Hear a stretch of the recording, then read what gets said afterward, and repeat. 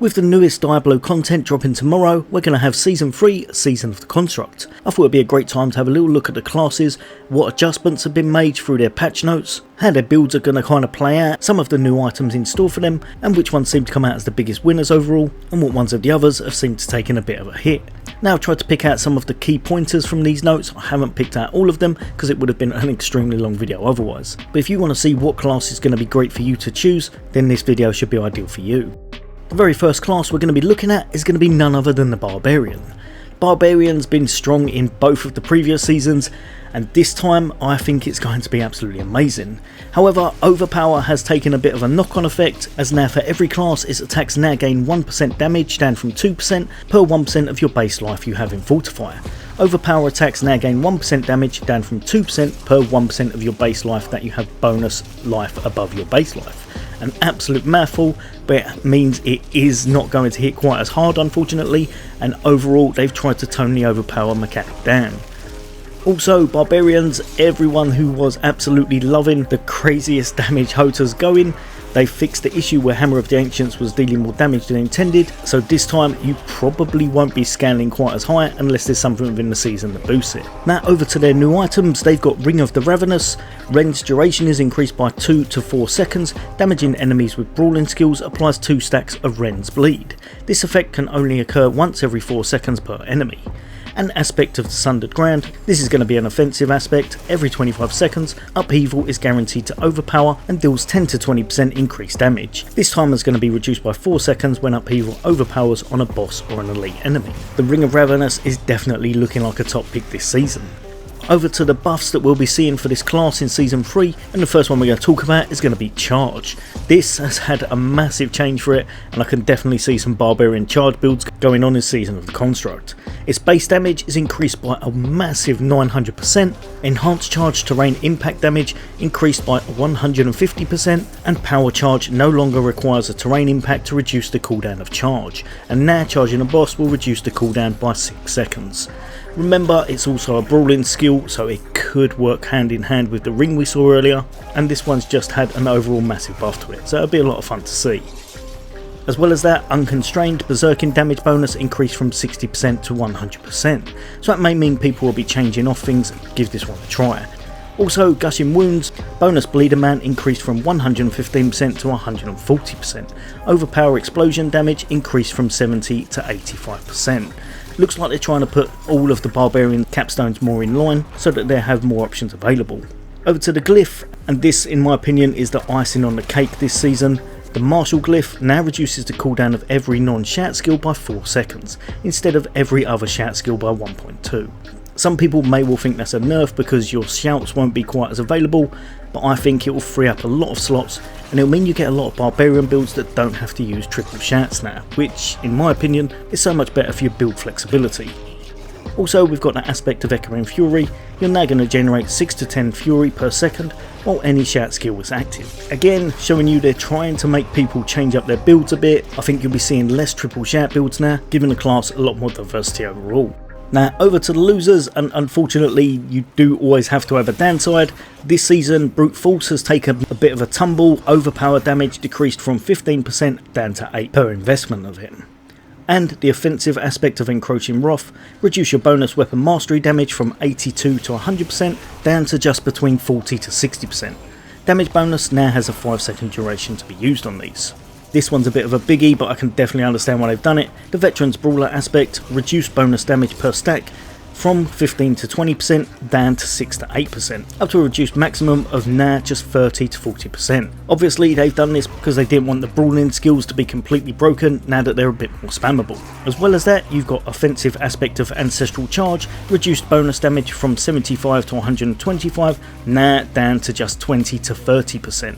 So a big downgrade, but still one I think you'll probably be putting into your build if you're going through one of those charge builds, and it'll be fun to see all of those ancients hit everything with you. Overall, I think the Barbarian is probably in the best place it could possibly be this season, and it will have a lot more dynamics to it rather than just chucking on free shouts and then trying to fit skills around it. The Druid class was in a bit of a weird spot last season. This season I think it should be in a bit of a better place, mainly because it's got some nice new items.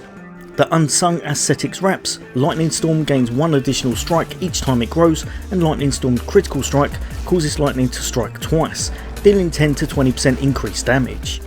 Virulent Aspect, when rabies infects an enemy, reduce its cooldown by 0.3 to 0.6 seconds, and this cooldown is tripled when infecting elites. I think you'll definitely be seeing a few of these builds in the mix this season, as lightning should be doing quite a lot of damage this time, or you may well see a few poison builds out there as well. Over to the biggest winners for the class. Enhanced Rabies, maximum damage now is increased from 30 to 60%, which is a nice little upgrade, definitely worth the investment, and its other skill Lacerate is reduced from 45 to 35 seconds. Prime Lacerate, changed functionality, Lacerate hits heal for 3% maximum life, increased to 6% on critical strikes. This is quite a cool little change up, and it could well mean that if you're able to build correctly, you may be able to use this to regenerate almost all of your health when you're using this move. Cataclysm, Twister damage is increased from 23 to 46%, and lightning damage is increased from 77 to 95%. Supreme Cataclysm, now vulnerable duration increased from 3 all the way to 6 seconds. Again, lightning's looking pretty tasty, and it may well be something you want to build around for your Druid this time. Next up for the passives, we've got Mending, additional healing received increased from 5 to 6 per rank. Healing is always going to help you out, especially if you're able to make tanky builds, which this season it looks like you definitely will be able to. And Thick Hide, Fortify gained increased from 6.4 all the way to 10%. For your Spirit Boons, pretty much all of these had a buff this season. The best ones I could see was Prickle Skin, Thorns increased from 0.15 to 0.6. It means you're getting really about 4 times, give or take. Gift of the Stag, maximum spirit increased from 10 to 20, and Avian Wrath looks absolutely appealing this time, with your critical strike damage bonus now being multiplicative instead of additive. We've also got Aspect of the Blurred Beast. Previously, whilst dashing, you were going to shred and seek out the nearby poisoned enemies, dealing between 70 to 100% of the poison damage to them.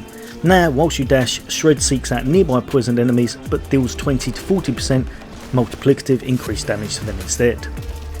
For the Paragon, Tectonic, bonus lucky hit chance increased from 15 to 20%, Poise, barrier increased from 5% of maximum health to 15%, which is a nice little upgrade, and duration increased from 4 to 6. For the Wilds, we've got passive companion damage bonus, and it's increased from 80 to 120%. Again, they're trying to make it so you've got a bit of build flexibility going on. Over to the losers, and the Druid's probably in the best place for this, because it wasn't quite top tier last time. They've decided not to put many downgrades, and the only one I could really find was the Aspect of Retaliation, where your bonus damage reduced from 20 to 40%, now it goes only to 30% as a max. Honestly, not that bad compared to some of the other classes, and Druid, if you enjoy them, should be in a bit of a better place this season. Next up, and we're heading over to the Necromancer class. Necromancer was in a pretty decent spot last season, however it was far from the fastest, and I still think it's in a bit of an odd place overall. The new items, Mutilator Plate, you are Bloodlanced, and whilst Bloodlance would deal damage to you, it instead fortifies you for 1 to 2% of your maximum life, and has a 5% chance to form a Blood Orb. Bloodlance deals 10 to 20% multiplicative increased damage. Also, you've got Shattered Spirits Aspect. Casting Bone Spirit also launches 18 Bone Splinters in all directions, dealing 200 to 400% multiplicative increased damage and generating 6 essence per enemy hit. This one sounds massive, so we'll have to see how that actually works, but it looks like you may well see some Bone Spirit builds going on this season. Over to the buffs, and this time Blight. The damage over time has increased from 80 to 95%, which is nice to see. Anytime you get a little bit of increased damage over time, works perfectly on a Necromancer with those Darkness builds. And then Bone Spirit, again, damage is increased by 4% per essence spent, casting Bone Spirit up from 3%. That might not sound that much, but remember, when you're doing it at kind of full resources, it's going to hit extremely hard, because it will have that kind of 100% damage increase. Dreadful Bone Spirit now restores 30% of your maximum essence instead of a flat 30 essence overall. Dreadful Blood Mist. Blood Mist was used very often with the builds last season, probably will be this one again. Previously, Blood Mist fortifies you for 0.5 of your maximum life each time it hits an enemy. Now you're going to gain 10% critical strike chance for 4 seconds. I think this is definitely worth it and will help you to get a bit more damage output. For the Book of the Dead, Golem, when Golems finish casting their active ability, they will first try to target a new closer enemy, before reverting to their previous target. Blood Golem and Iron Golem, basic attacks now hit enemies in an area around the main target. For your Bone Golem, active ability now grants the Golem thorns equal to 70% of your armour for the duration of the taunt. That one sounds very interesting to me. If you've got high armour and you've got some nice taunting going on with your Golem, you may well be able to dish out some damage with that finally. For your Bone Mages, upgrade now fortifies based on your maximum life instead of your base life. And your Skeleton Priests, healing increased from 25% to 40% over the 8-second duration. It definitely looks like they're trying to make minion builds more feasible. I don't think they're quite there yet, but they're heading in the right direction, which is good to see. Over to Aspect of the Swelling Curse. Previous, Bone Spirit deals increased damage based on the distance travelled, up to a maximum of 25% multiplicative. New, Bone Spirit's critical strike chance is increased by 15 to 25%, and your maximum essence is increased by 2 for each enemy hit for 15 seconds. This one's quite good to see because the distance thing didn't work very well. You would never have enough chance to do things like that in this game, as you're always overwhelmed by enemies. Probably not going to be the best aspect in the world, but it does give you the chance to reduce your Golem's active cooldown, increase from 2 to 5%. Now it goes to 4 to 10%. Chance to spawn a corpse increase from 1 to 2.5 all the way up to 5 when it's maxed out. For the Torturous aspect, previously your enemies afflicted by your Iron Maiden have between 15 to 25% chance to be stunned for 1 second when they're dealt direct damage. Now the Iron Maiden is a darkness skill and deals shadow damage. Enemies afflicted by your Iron Maiden have between a 15 to 25% chance to be stunned for 1 second when they deal direct damage again. The fact that you're able to turn it into a darkness skill could definitely work well in some builds, so that one's a nice little upgrade. For your Paragon, Cult Leader Legendary Paragon node, previously your minions deal 15% multiplicative increased damage for each minion type you have active. Now your minions deal 10% multiplicative increased damage for each 20% of attack speed bonus you have. That could definitely work better, especially if you're not trying to get all of your minions out and you want to focus on just one type, say for example the Golem. And speaking of Golem, additional bonus change from 25% health to 25% damage. Any boost you can get to damage with your minions is definitely a plus in my books. Hopefully they'll stay alive long enough to actually dish some out. For the losers for the class, unfortunately Corpse Explosion is going to take a bit of a hit this season. Lucky hit chance reduced all the way down to 25%. The base damage is increased from 50 to 70, which is pretty nice to see. And the Blighted Corpse Explosion damage is decreased from 110 to 95%. That works out as a bit of a nerf when all things are considered. Overall, I feel like Necromancer will probably be still in a nice place this season, but in general I think the whole kind of class needs a complete overhaul to make things work, especially for anyone who's after a nice little minion build, which the class should probably be all about. Jumping over to the Rogue class, always a very high skill but high damaging class. This time with the new season it's got some nice new items. Beastful Boots, when you cast an ultimate skill your next core skill consumes all of your energy and deals 0.5 to 1.5% increased damage per energy consumed.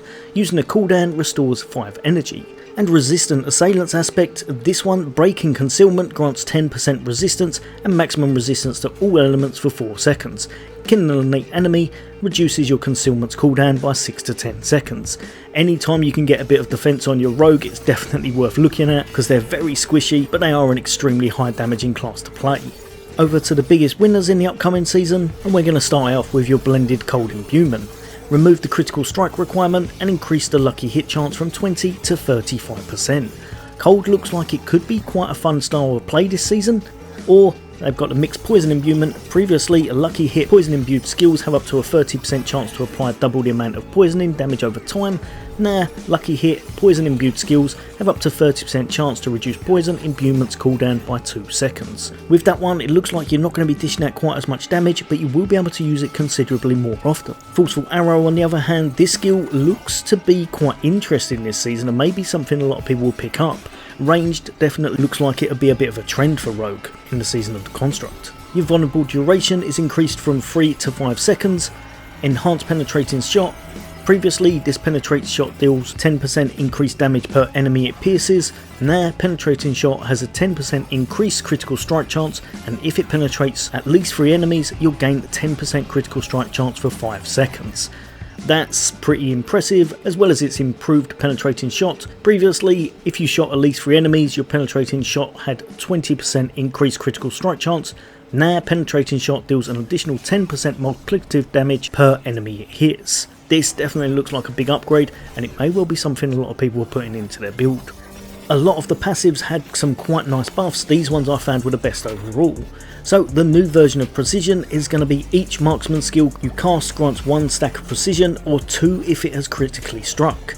When you reach 6 stacks, your next marksman core or ultimate skill is a guaranteed critical strike that deals 50% increased critical strike damage. Consuming all stacks of precision, this damage is further increased by an amount equal to 15% of your critical strike damage bonus. Again, that's a nice little top up, and you'll undoubtedly be investing into crit anyway, so you'll be able to pull off some big numbers with that. Chilling weight. Previously, chilled enemies have their movement speed further reduced by 10, 20 or 30%.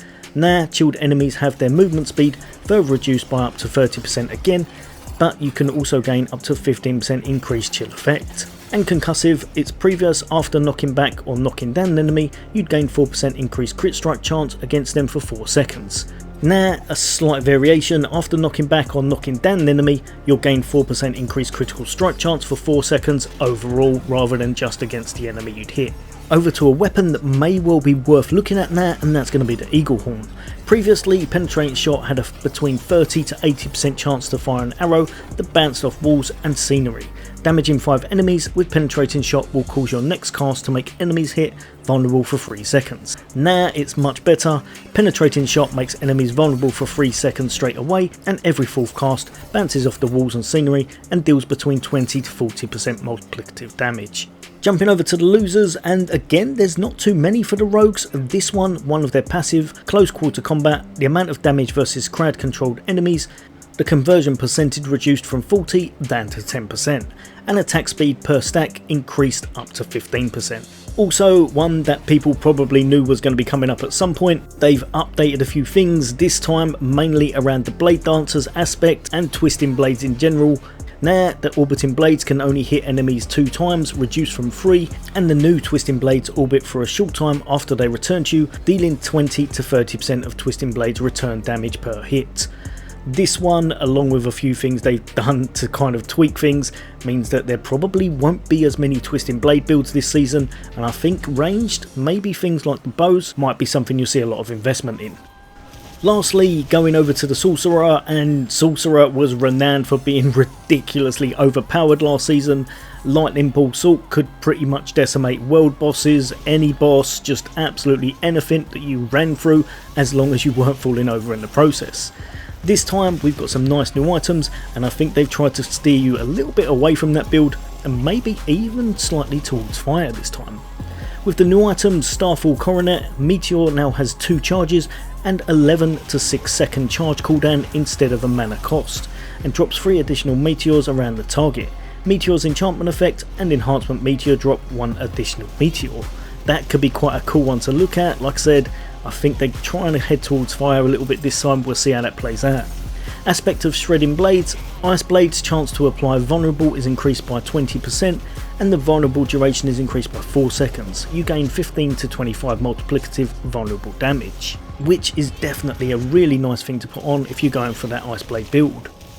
Now, when we're looking at the biggest buffs and nerfs of the Sorc, honestly there wasn't that many changes compared to most of the other classes, but going over some of the best buffs, the items have been updated. The offensive aspect of Shattered Stars, meteoric damage has been changed to 20-30% of the cast meteor's damage. Staff of Lamescence, increased charge bolt chance to be attracted to enemies from 30 to 50% all the way to 40 to 60%. And with your Ice Heart Blaze, chance of unleashing a Frost Nova when enemies die has increased from 11 to 20 all the way up to 21 to 30%. These don't look game changing. The Meteor one might be nice with a few of the other things we've already seen, but there are definitely still a little buff for the class. Over to the Paragon, Searing Heat fixed an issue where the critical strike chance bonus was not properly applying, and the crit strike chance bonus is going to be from 10 up to 12%. Elemental Summoner, conjuration damage bonus increased from times 3% to times 5% of the total amount of your bonus damage with fire, lightning or cold. And Burning Instinct, the amount of intelligence required to gain 1% bonus burning damage, reduced from 75 down to 25. So you're getting pretty much triple the investment whenever you're putting points into it. There were not many losers whatsoever for the Sulk, except for the one we knew was probably going to come, and that's your Ball Lightning. Enhanced Ball Lightning changed to have its attack rate increased with attack speed up to 25%. That is a massive nerf from what it previously was, and they fixed an issue where they said it was overperforming by an absolute margin, and now it will not be hitting anywhere near the numbers it previously was. We'll still have to see how that works. It may well still be viable in Season 3, but it definitely won't be the powerhouse it was in Season 2, unfortunately. So overall, quite a few things to think about for the new season of the Construct. It looks like there'll at least be quite a few build changes and a bit of fun to be had to try and work things out. Most of the classes seem to be in a really nice place, and if I was going to pick one that I think stood out above the rest, I'd probably have to go with Barbarian, just because now you can kind of make your build exactly how you want to, and you won't have to focus on shouts quite as much as before by the looks of it. But yeah, I could be completely wrong. Let me know in the comments what you think, and as always, for all things gaming, take care. I'll see you on the next day.